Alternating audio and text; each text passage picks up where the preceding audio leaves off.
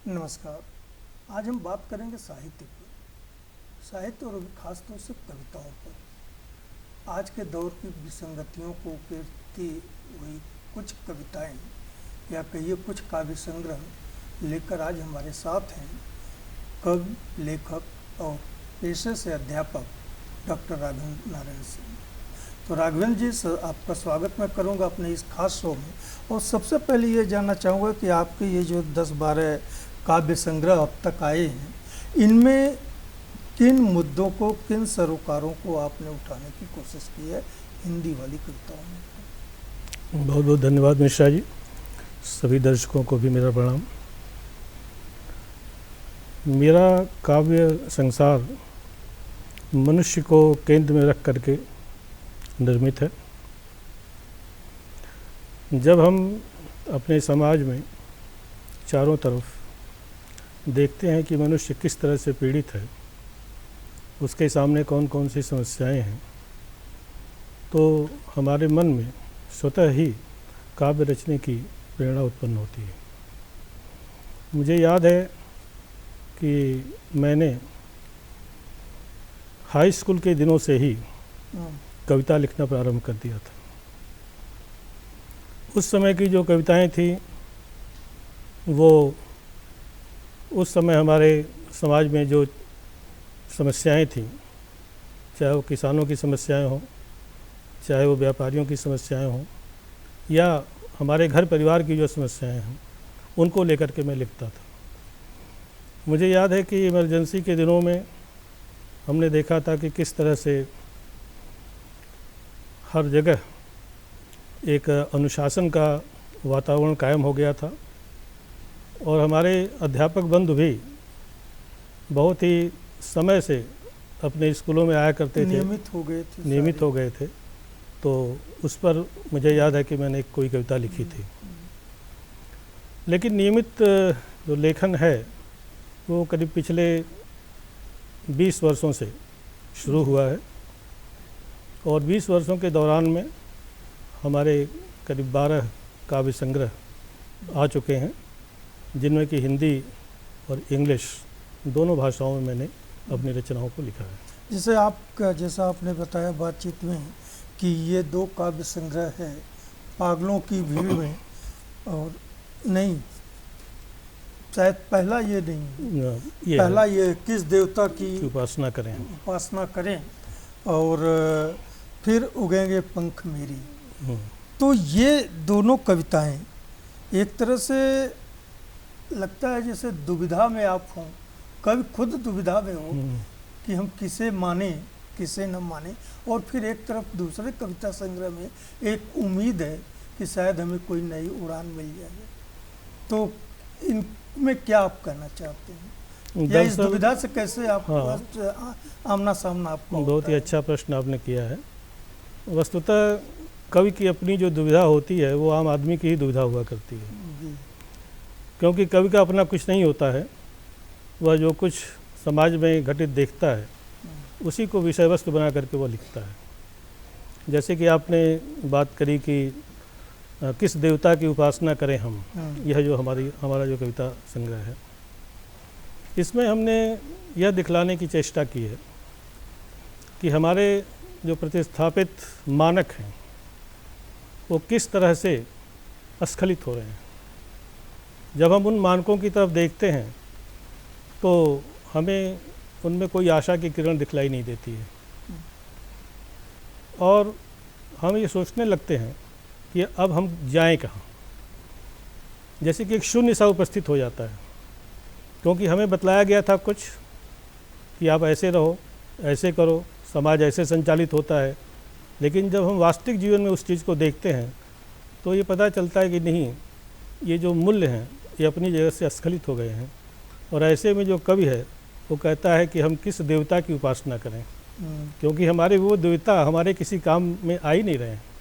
तो इस चीज़ को मैंने इन कविताओं में दिखलाने की चेष्टा की। विखंडन हुआ, जैसे आपने कहा कि मैं 20 साल से, पिछले 20 वर्षों से ये मेरा लेखन सिस्टमेटिक रूप से शुरू हुआ है। तो यही वो दौर है जहाँ मूल्यों में गिरावट भी सबसे ज़्यादा हुई है, और यही वो दौर है जहाँ बाजार ने मूल्यों को इस विखंडित किया है। बिल्कुल बिल्कुल। तो आपने बाजार की चुनौतियों कि बाजार के प्रहार से विखंडित मूल्यों पर ही चर्चा की है इनमें। हाँ, बाजार तो हमारे जीवन में हर जगह प्रवेश कर चुका है। यहाँ तक कि हमारे जो घर का परिवेश है उसमें भी बाजार आ चुका है। तो बाजार को हम दरकिनार तो नहीं कर सकते हैं, उससे जूझना पड़ेगा, उससे जूझना पड़ेगा और उससे जूझने के रास्ते तालमेल ढूंढने बैठाते हुए हमको एक आगे रास्ते की तलाश है जी। और उधर हम बढ़ने की चेष्टा करते हैं।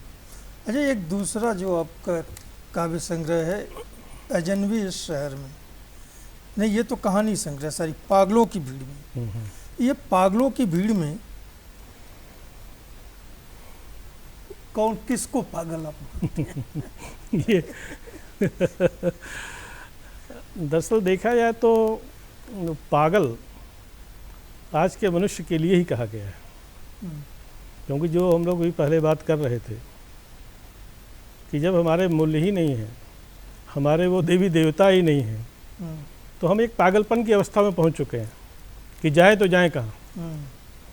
और ऐसे में जब हम समाज में निकलते हैं, सड़क पर निकलते हैं, शहर में निकलते हैं, तो हमको भीड़ ही भीड़ दिखलाई देती है और ये भीड़ लगता है कि लक्ष्यहीन है, इसका कोई उद्देश्य नहीं है। हर आदमी कहीं पर दौड़ा हुआ नज़र आ रहा है, अंधी सुरंग में लोग घुसे चले जा रहे हैं। लोगों को ये पता नहीं है कि उनको कहाँ जाना है, बस उनसे कहा गया कि भाई आप दौड़ो और वो दौड़ते जा रहे हैं।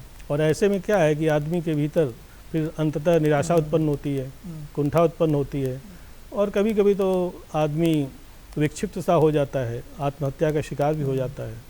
जी। तो मतलब ये जो पागलपन है आज के दौर में, उस पर आपने चोट की है या कोई सुझाव दिया? ये कविता में बहुत सी चीज़ें समाहित होती हैं, क्योंकि कविता में एक तरह का व्यंग भी होता है और वो व्यंग कभी कभी बहुत ही मधुर होता है, कभी कभी बहुत तीखा होता है। और तीखा इसलिए होता है कि जो पाठक है या आम आदमी जो कि इस कविता से रूबरू हो रहा है, उसके भीतर एक अंतश्चेतना का जागरण हो। तो कवि का एक संभवतः कविता का उद्देश्य भी वही होता है, जैसा कि मैथ्यू आर्नोल्ड ने कहा कि जो कविता है वो क्रिटिसिज्म ऑफ लाइफ है, वो जीवन की समालोचना है। हम हवा में रह करके कविता नहीं कर सकते हैं, या यदि उस कविता को हम करते हैं तो उस कविता का कोई मूल्य नहीं है। यथार्थ जिसमें न हो वो कविता नहीं, वो कविता नहीं। जी। तो अच्छा, एक संग्रह आपका और है आओ कहीं और चलते हैं। तो हमें ये लग रहा है कि कहीं दूर जाने का है, पलायन करना है इस कोलाहल से, इस भीड़ से, इस संघर्ष से, इन चुनौतियों से जो आज के दौर में कहीं ये नकारात्मकता का द्योतक तो नहीं है? कभी कहीं बहुत निराश होकर के मूल धारा से हटना चाहता है? नहीं, इसको आप शाब्दिक रूप से देखेंगे तो इसमें एक पलायनवाद का पुट है जी, लेकिन यह पलायन नहीं है, यह एक बेहतर विकल्प की तलाश है। अच्छा।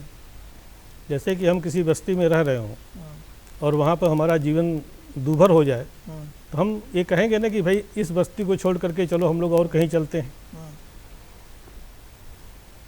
तो कवि इस तरह से एक बेहतर विकल्प की तलाश में आम आदमी को जाने के लिए प्रेरित कर रहा है और यही इस हमारे काव्य संग्रह का जो मूल वस्तु है, विषय वस्तु है, वो वही है। और कभी जब हम नहीं होंगे, हाँ, इसमें एक तरफ भविष्य की अमरत्व की तरफ एक इशारा है, क्योंकि हम अंग्रेजी साहित्य के विद्यार्थी रहे हैं और हम लोग शेक्सपियर से तो बहुत ही ज़्यादा प्रभावित रहे हैं जी। और शेक्सपियर के सॉनेट्स में हमने देखा है कि किस तरह से वो अमृत की तलाश करता है। तो मतलब ये आपका काव्य संग्रह शेक्सपियर से प्रभावित है? शेक्सपियर से प्रभावित तो नहीं है, लेकिन इसमें एक अमरत्व की तलाश है, जैसे शेक्सपियर जैसे शेक्सपियर। तो कहीं कहीं उसी धरातल पर चलने हाँ, की कोशिश आप कह सकते हैं। हाँ बिल्कुल, माना जा सकता बिल्कुल है। बिल्कुल, क्योंकि जो कवि होता है वो तमाम लेखकों से, तमाम कवियों से प्रभावित होता है, जी। और जो कवि या लेखक उसके बहुत ही प्रिय होते हैं, हम्म, तो उनके जो मानदंड हैं, उनके जो आदर्श हैं, हम्म, तो उसके काव्य में, उसके लेखन में समाहित हो ही जाता है। जी। इसलिए हमने 2 जो अनुवाद किए हुए हैं हाँ, वो शेक्सपियर के जी, सोनेट नए स्वर में। हाँ, शेक्सपियर के सोनेट नए स्वर में, जिसमें कि 154 जो सोनेट शेक्सपियर के हैं, जी। उसका हमने काव्य अनुवाद किया है। हम्म, इसी तरह रविन्द्रनाथ टैगोर कि की जो गीतांजलि गीतांजलि का। है, उसका भी मैंने काव्य अनुवाद किया है, और 103 कविताएं जो इंग्लिश में उन्होंने लिखी हुई थी, उसका मैंने उसमें प्रस्तुतिकरण किया है। जी। ये एक काव्य संग्रह आपका और है हमारे हाथ में, आकाश को भी अधिकार है। ये एक बहुत बड़ा प्रश्न है, ये बहुत बड़ा प्रश्न है। क्योंकि हम लोग ज़मीन की ही बात करते हैं, हाँ, आसमान की बात नहीं आकाश करते। की बात नहीं करते हैं। और आजकल देखिए चारों तरफ आकाश पर ही कब्जा करने की कोशिश हो रही है। जी। लेकिन आकाश का जो दुख है या जो दर्द है, वो आम आदमी नहीं जानता है। जी। हर आदमी सोचता है कि पूरा का पूरा आकाश उसी का है, वो जहाँ से चाहे वहाँ से उस आकाश में प्रवेश कर जाए। तो आकाश एक तरह से जो सामान्य आदमी का ही प्रतीक है, मतलब उसका पर्सनिफिकेशन है, व्यक्तिकरण। हाँ, क्योंकि वैसे तो देखा जाए कि कानून की किताबों में हर जगह आम आदमी को बहुत से अधिकार प्राप्त हैं, लेकिन जब आम आदमी बाहर निकलता है तो देखता है कि नहीं, उसके तो सब के सब जो अधिकार हैं वो छीने हुए हैं। वो तो अपने अधिकारों के लिए तलाश कर रहा है, लड़ भी रहा है, लड़ रहा है, घूम रहा है। तो इसलिए आकाश को भी अधिकार है, जो कविता संग्रह है, और इसमें शायद एक जो कविता है वो आकाश को भी अधिकार है इस शीर्षक से है जी। इसमें हमने यही दिखलाया है कि हम आम आदमी की जो बात करते हैं कि आम आदमी का ही सब कुछ है, संविधान भी उसी का है, संविधान उसको बनाया है, लेकिन आकाश को वो अधिकार अब तक कहाँ प्राप्त है। जी। इसलिए जो कवि है वो चाहता है कि नहीं, आकाश को उसका अधिकार मिले। मतलब प्रकृति के जितने भी उपादान हैं, आयाम हैं, सबका कुछ न कुछ अधिकार तो है। बिल्कुल बिल्कुल, उनको हम बिना अधिकार के नहीं रख सकते। बिल्कुल, उनके अधिकारों के बारे में भी सोचना पड़ेगा। जी। अच्छा राघवेंद्र जी, अभी तो हम आपकी कविताओं की बात कर रहे थे और तमाम मुद्दों पर जो आपके भावभूमि रहे आपकी कविताओं में, और जैसे कि एक कविता जो संग्रह है, फिर उगेंगे पंख मेरे, जी, शायद इसकी चर्चा आपने नहीं की। उधर है सबसे। फिर उगेंगे पंख मेरे। अब ये शीर्षक ही बहुत कुछ से बतला है कि हम उम्मीद है हमें कि हमारे जो डैने हैं तोड़ दिए गए हैं, लेकिन पंख तोड़ दिए गए हैं, लेकिन ये मत समझो कि नहीं मैं कभी उड़ नहीं पाऊंगा, खत्म नहीं हुआ। हाँ, खत्म नहीं हुआ। मतलब जिजीविषा को है, बचाए रखने की एक जद्दोजहद भी है इस कविता में। और शायद हम भारतीयों में हमारी जिजीविषा ही हमारी पहचान बनती है कि हर हालात में हम जीने की कि कितनी भी बुरी से बुरी परिस्थितियाँ हो, जी, कैसी भी स्थिति हो, लेकिन आदमी को कभी निराश नहीं होना चाहिए।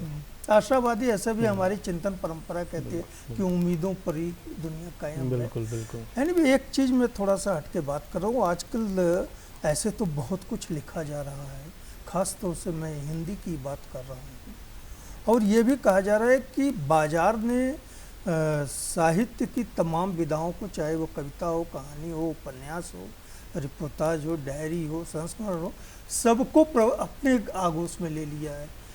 कुछ ये भी लगता है ऐसा देखने में कि बाजार जो चाहता है वो लिखा जा रहा है।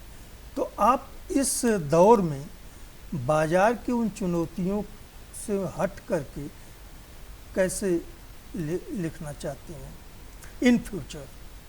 नहीं, बाजार तो है और बाजार को नकारा भी नहीं जा सकता है। हाँ, लेकिन उपभोक्तावादी साहित्य से बचा जा सकता है, क्योंकि साहित्य जीवन के सरोकारों से जुड़ा होता है। बिल्कुल बिल्कुल। अगर वो नहीं है तो फिर बाजार ही साहित्य को कैसे डिक्टेट कर सकता है? मेरा सवाल ये है। बाजार की जो चुनौतियां हैं उससे तो लेखक को आज के दौर में जूझना ही पड़ेगा जी। लेकिन बाजार ही सब कुछ नहीं है, क्योंकि जब हम बाजार की बात करते हैं तो उस समय पैसे की बात होती है, पूंजी की बात होती है कि आप बाजार की तरफ क्यों भाग रहे हैं, पैसे के लिए ही तो भाग रहे हैं। और मैं समझता हूँ कि कोई भी जो लेखक है, कोई भी जो कवि है, यदि वो पैसे के लिए लिखता है तो एक तरह से वो एक बिकाऊ माल की तरह से बन जाता है। इसलिए मैंने कभी भी इन सब चीज़ों को अपने जीवन में तरजीह नहीं दिया। हम बाज़ार की डिमांड के हिसाब से यदि लिखते हैं तो वो लेखन स्थायी लेखन नहीं होगा, उसमें शाश्वत जो मूल्य हैं वो समाहित नहीं होंगे। वो तो ठीक उसी तरह से हो जाएगा जैसे कि फिल्म इंडस्ट्री में किसी एक कहानी आ जाती है, एक आती है और उसके ऊपर एक डिमांड होता है कि भाई आप इसके ऊपर एक गीत लिख दीजिए, और वो गीत लिख दिया जाता है। तो स्वतः स्फूर्त कविता होनी चाहिए, क्योंकि जो कवि का हृदय है वो बहुत ही एक शुद्ध स्थल होता है, और उसमें जो भाव उत्पन्न होते हैं वे भाव सटीक शब्दों में, बिंबों के माध्यम से कविता में उपस्थित होने चाहिए, और तब वह जो कविता होती है वो पाठक को अच्छी लगती है। वही चिरस्थायी। यहाँ पर मैं एक चीज़ आपसे कहना चाहूँगा कि इधर जो मैंने कविताएं लिखी हैं, जो गीत लिखे हुए हैं, उसमें कुछ उर्दू के शब्दों का भी समावेश किया गया है, और इस पर हमारे जो बहुत से पाठक हैं वो एतराज़ भी हमसे फेसबुक के माध्यम से करते रहते हैं कि आप हिंदी को क्यों इस तरह से उर्दू मिश्रित कर रहे हैं। तो हमने कहा भाई देखिए, जो भाषा है वो एक अलग चीज़ है, और फिर उर्दू भी तो यहीं की जुबान है। उर्दू भी यहीं की चीज़ है, और जब व्यक्ति कविता लिखता है तो वहाँ पर वो नहीं देखता है कि वो उर्दू है या हिंदी है या क्या है। वहाँ पर जो कवि का मस्तिष्क है वो सही शब्द को ढूंढता है, और वो सही जो शब्द है वो ऑटोमेटिक उसके दिमाग में आ जाता है। तो कविता को हम उर्दू में, हिंदी और शायद में, इस तरह के जो प्रयोग होते हैं उनका इम्पैक्ट भी अच्छा होता है पाठकों पर, स्वीकार्यता उसकी बढ़ती है। बिल्कुल बिल्कुल जी। लेकिन बहुत से ऐसे शुद्धतावादी हैं, नहीं वो तो हर काल में रहे हैं, शुचितावादी हैं, वो सोचते हैं कि नहीं आप बिल्कुल संस्कृत निष्ठ लिखिए और ऐसे लिखिए। तो कैसे हो सकता है जब आम जीवन में आप संस्कृत निष्ठ भाषा नहीं बोल रहे हैं, और लोग जब पढ़ के समझ नहीं पाएंगे तो लिखने का मतलब नहीं बिल्कुल है। बिल्कुल सही कह रहे हैं आप। क्योंकि अगर हम ये कहते हैं कि साहित्य की जो भी विधाएं उनमें हमारे संघर्ष की गाथा होनी चाहिए। जैसे अजनबी इस शहर में मान लीजिए एक जो शीर्षक है, अब वहाँ पर हम लिखेंगे अपरिचित इस शहर में, ये भी हो सकता है, लेकिन आकर्षित नहीं करेगा। और बोलने में भी थोड़ा सा जो हमारी जीभ है, टंग है, वो ट्विस्ट होगी। बिल्कुल। तो सरलता, सहजता जहाँ होगी, जिन शब्दों में होगी, जिन पंक्तियों में होगी, वही प्रभावी होगी। और राघवेंद्र जी आज आप हमारे स्टूडियो में आए और अपने कविताओं के बारे में हमसे चर्चा की, इसके लिए आपका बहुत बहुत धन्यवाद। नमस्ते। आपको भी बहुत बहुत धन्यवाद। नमस्ते।